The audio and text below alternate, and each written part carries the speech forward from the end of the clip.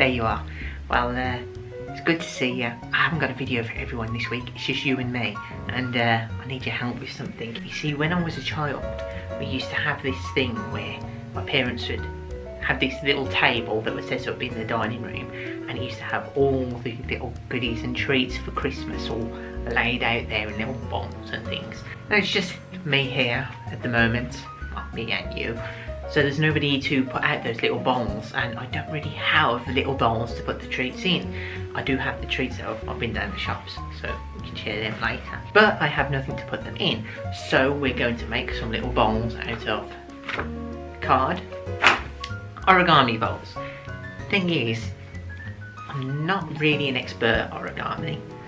I think I know the principles well enough to be able to work out what to do, but you know, I haven't got any guides, I've done no preparation or anything. I've just got this coloured card, a ruler, and we're going to work out how we can make some bowls. I want to make some hexagonal bowls so it'll all fit in together. Hexagonal, of course, because hexagons are the perfect shape.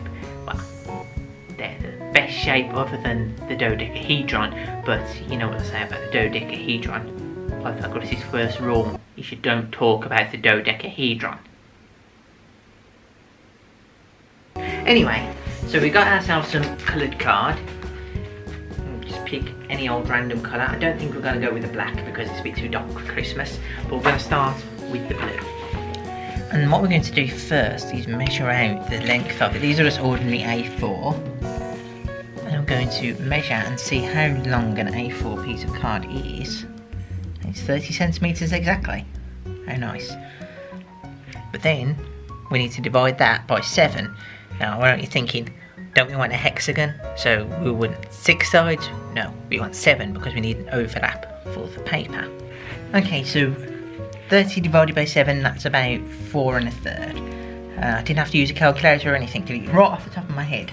There was no editing involved at all. So let's go about 4 centimetres. If there's a little bit extra, we use a little bit extra. So 4 and a little bit.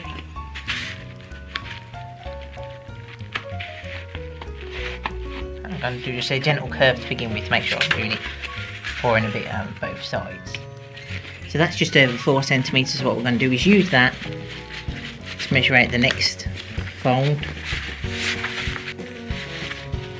all the way along to the end.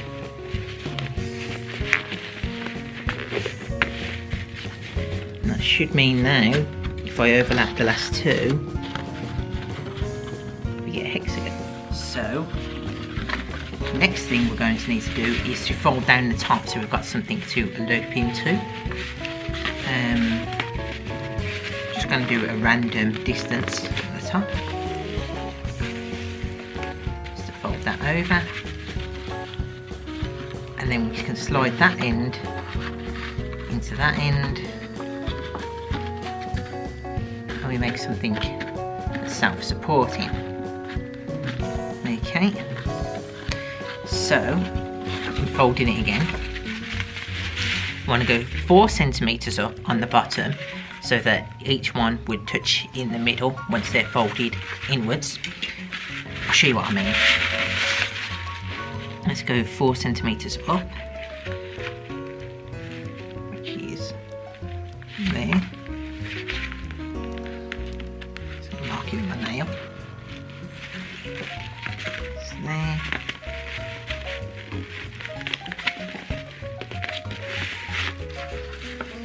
And now I'm going to put some folds in here, because if I just try and fold it around with just squares, it's not really going to hold in place and it's going to be really just make a mess.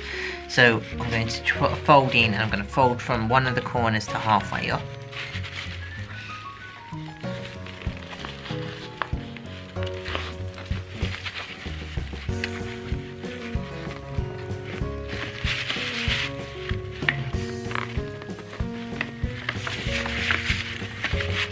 Right, so let's fold these in together.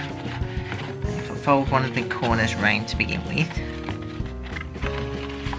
then I should, with a little bit of luck, be able to fold each of these down. Hi, Editor Bridget here. I spent far too long trying to get these to fold down, only to realise that there was still a gap in the middle because I had made that fold for the bottom section too small. 4 centimetres wasn't enough, I need to go quite a bit bigger, so I'm going to just fast forward through this bit. So this isn't really working, but I think the issue is that this isn't deep enough here, because it's not quite covering the bottom. So let's try again with a bit of a deeper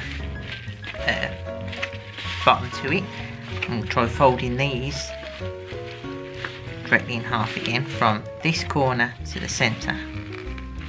No, from this corner to the centre here.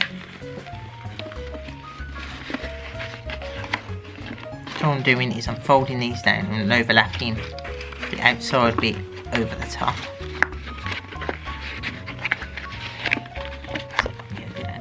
So I've had to fold that last bit back over because if I have them all folded round, there's a gap at the bottom, so I've had to fold a flap back. But then that holds up and closes the bottom, which gives me something of a bowl. I'm not certain how much weight that's going to hold. That's probably going to fall apart very quickly. Probably chalking it. Oh no, it does hold weight. So let's see if it will work. Let's put some bits in. Oh, really nice things to put in there.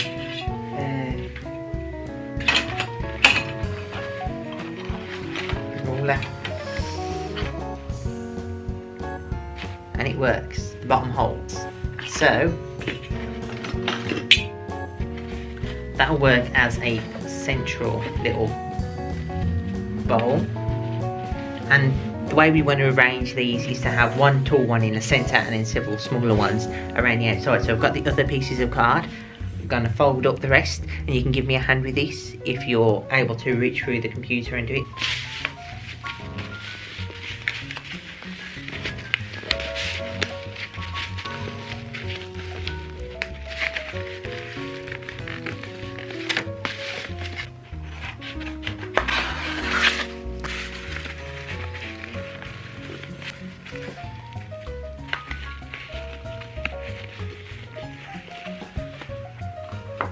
And there we go, there's several. Oh, you made one as well. Thank you. It's put it around there. It's better than the ones I've made. They're not perfect. The bottoms of them seem a little bit ugly, and I've put a little bit of tape on some of them to make sure they stay shut, because I'm not entirely confident they will. But despite everything, I think these might be my favourite bowls, because not only are they biodegradable, but they're ones we've made together. And that makes them a little bit special, doesn't it? Let's just fill these up with our tasty treats. Chocolate eclairs for you.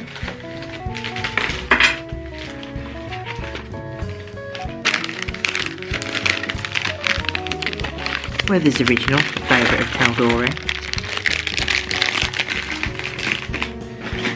Unicorns! Yay! And festive season is a time to reflect on the passage of time. So of course, we're going to have jelly babies.